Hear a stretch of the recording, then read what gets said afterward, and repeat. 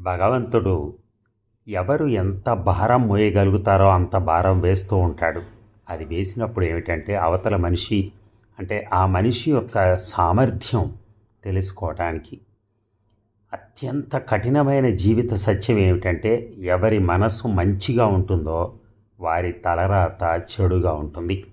ఎందుకని అన్నీ మంచితనం మీదే పోతూ ఉంటాడని ఇందాక అన్నట్టుగా మంచివాడు ఎప్పుడైనా సరే దేనికైనా తొందరగా లొంగిపోతాడు.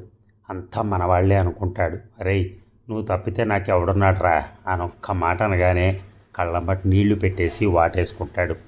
అంటే ఆయనకి ఆ ఆప్యాయత ఆ ఆపేక్ష ఎక్కువ కుటుంబాలంటే. అలాంటప్పుడు వాళ్ళు ఎంత మంచిగా ఉంటుందో వాళ్ళ మనస్సు, వారి తలరాత అంత చెడుగా ఉంటుంది. ఆ భరించలేక చచ్చిపోతూ ఉంటాడు లైఫ్ అంతా. Thank you.